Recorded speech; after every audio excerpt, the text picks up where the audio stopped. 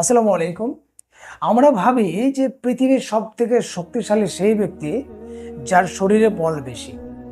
কিন্তু বুখারী শরীফ আল্লাহ রাসূল সাল্লাল্লাহু আলাইহি ওয়াসাল্লাম একটা হাদিসে বলছেন যে পৃথিবীতে সবথেকে শক্তিশালী সেই ব্যক্তি যে রাগের সময় নিজের রাগকে কন্ট্রোল করে অপরজনকে ক্ষমা করতে পারে। সেই ব্যক্তি হচ্ছে পৃথিবীর সবথেকে শক্তিশালী। আজকে একটা গল্প শুনবো আমরা।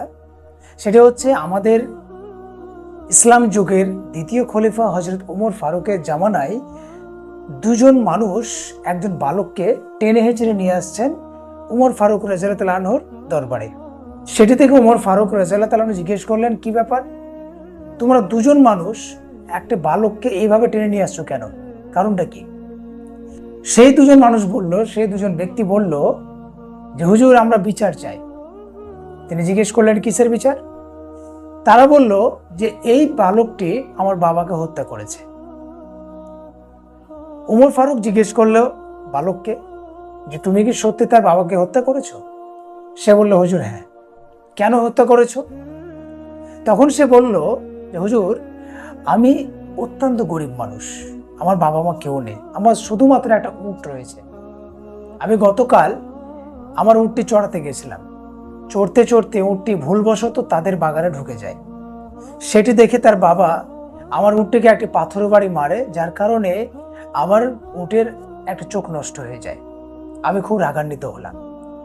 আমি রাগান্বিত হয়ে আমি তার বাবাকে একটি পাথর ছুঁড়ে মারলাম। কিন্তু বিশ্বাস করুন হুজুর, আমার তাকে মেরে ফেলার কোনো উদ্দেশ্য ছিল না, কিন্তু ভুলবশত তার মাথায় লেগে যায় পাথরটি এবং তিনি সেখানে মারা যান। উমর ফারুক সেই দুজন ব্যক্তিকে জিজ্ঞেস করলো যে তোমরা কারা? তারা বললো, আমরা দুই ভাই। তোমরা এখন কি চাও? তারা দুই ভাই বলল যে হুজুর, আমরা মৃত্যুর বদলে মৃত্যু চাই, হত্যার বদলে হত্যা চাই। ওমর ফারুক বললেন যে তোমরা কি তাকে ক্ষমা করতে পারো না? তারা বলল না, যেহেতু সে আমাদের বাবাকে মেরেছে, আমরাও হত্যার বদলে হত্যা চাই। ওমর ফারুক বললেন, দেখো, বিচার কিন্তু এটাই, যদি তারা ক্ষমা করে দেয় তাহলে তুমি ক্ষমা পাবে, যদি তারা ক্ষমা না দেয় তুমি ক্ষমা পাবে না। তো তোমার শেষ ইচ্ছা কি বলো? তোমাকে মৃত্যুদণ্ড দেওয়া হবে। তো বালকটি বলল, ঠিক আছে হুজুর, যখন আমাকে তারা ক্ষমা করবে না, আমাকে 3 দিন সময় দিতে হবে। 3 দিন পর আমি এসে আপনি যা শাস্তি দেবেন আমি মাথা পেতে নেব, আমার শেষ ইচ্ছা এটা। ওমর ফারুক বললেন, কেন 3 দিন সময় কেন চাই তোমার? বালকটি বলল, হুজুর, আমার একটা ছোট ভাই রয়েছে, আমার বাবা যখন মারা যায় তখন তার নামে কিছু সম্পত্তি রেখে যায় এবং সেগুলো আমি এক জায়গায় লুকিয়ে রেখেছি, সেটা তাকে বোঝাতে আমার 3 দিন সময় লাগে। তো তিনি বললেন, ঠিক আছে, তোমাকে ছাড়তে পারি, কিন্তু এক শর্তে। কি শর্তে? তুমি যদি কাউকে জিম্মা রেখে যেতে পারো, জামিন রেখে যেতে পারো, তাহলে তোমাকে ছাড়তে পারি। তো দরবারে অনেক মানুষ ছিল, কিন্তু কেউ জামিন নেওয়ার সাহস পেল না। অনেকক্ষণ পরে অনেক মানুষের ভিড়ে একজন মানুষ হাত তুলল। সে বলল, হুজুর, ওর জামিন আমি নেব। সেটা ছিল আমাদের প্রখ্যাত সাহাবী হযরত আবু যর গিফারি। তাকে সামনে ডাকা হলো। তাকে হযরত ওমর ফারুক বললেন, জামিনের মানে কি জানো? সে বলল, হুজুর, আমি ভালোভাবে জানি। কি মানে বলো? সে বলল, এই বালক যদি ফিরে না আসে তাহলে এই বালকের জায়গায় আমাকে মৃত্যুদণ্ড দেওয়া হবে। ওমর ফারুক বললেন, তুমি তারপরেও রাজি? সে বলল, হুজুর, আমি তারপরেও রাজি। ঠিক আছে, ছেড়ে দেওয়া হলো বালককে। 1 দিন গেল, 2 দিন গেল, 3 দিনের দিন, যেদিন তাকে মৃত্যুদণ্ড দেওয়া হবে, সেই দিন সেই 2 বালক হযরত আবু যর গিফারির বাড়ি গিয়ে উপস্থিত হলো। তারা গিয়ে বলল, কই, তোমার তো সে বালক এলো না, তুমি যার জামিন নিয়েছিলে, তো তোমাকে আজকে যেতে হবে, হত্যার বদলে হত্যা করা হবে তোমাকে।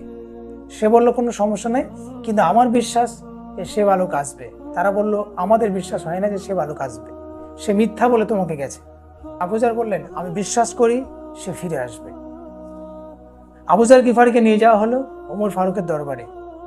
যখন ঠিক মাগরিবের কিছু সময় আগে দেখা হলো যে সেই বালক ছুটতে ছুটতে সেই ওমর ফারুকের দরবারে উপস্থিত হলো।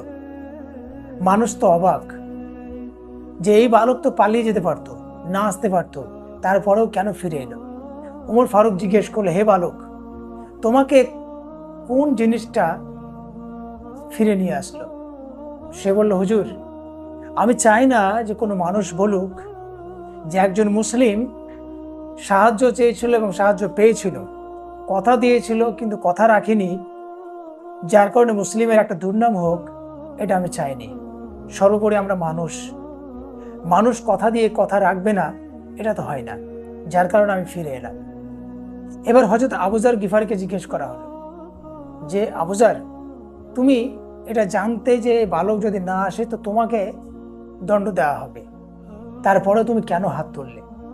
আবু যর গিফারি বলল, হুজুর, আমি এই জন্য হাত তুলেছিলাম যে কোনো মানুষ যেন বলতে না পারে যে একজন মুসলিমের সাহায্যের প্রয়োজন ছিল, কিন্তু এত মুসলিম ছিল তার একজন মুসলিমকে মুসলিম হয়ে সাহায্য করলো না, যার কারণে আমি আমার জীবনের পরোয়া না করেও আমি তার দায়িত্ব নিয়েছি। এই কথা শোনার পর সেই দুই ভাইকে বলা হলো, তোমরা কি চাও? তোমরা কি এখন হত্যার বদলে হত্যা চাও? সেই দুজন ব্যক্তি বলল, হুজুর, আমরা হত্যার বদলে হত্যা চাই না। যে মানুষটা কথা দিয়েছিল বলে সে ফিরে এসছে, যে মানুষটা একজন মানুষের প্রাণ বাঁচানোর জন্য নিজের প্রাণের ঝুঁকি নিয়েছে, তাহলে আমরা কেন পারবো না যে একটা মুসলিম একজন মুসলিম অপর মুসলিমের কাছে ক্ষমা চাইলো, তারপরে ক্ষমা করলাম না যদি, তাহলে এটা মুসলিম সমাজের জন্য একটা নিকৃষ্টতম একটা কাজ হবে। যার কারণে হুজুর আমরাও তাকে ক্ষমা করে দিলাম। ওমর ফারুক রাদিয়াল্লাহু তাআলা আনহু অত্যন্ত খুশি হলেন এবং সবাইকে সেখান থেকে সুন্দরভাবে বিদায় করে দিলেন। তো বন্ধুরা, মানুষকে ক্ষমা করা এতটাই পুণ্যের কাজ এবং এতটা আনন্দের কাজ, দেখবেন যখন আপনার কারো প্রতি রাগ হবে একবার ক্ষমা করে দেখেন, যদি আপনি মন থেকে স্বস্তি না পান, যদি আনন্দ না পান, আমাকে কমেন্টে জানাবেন। আর হ্যাঁ, ভিডিওটি কেমন লাগলো কমেন্টে অবশ্যই জানাবেন। ভালো থাকবেন।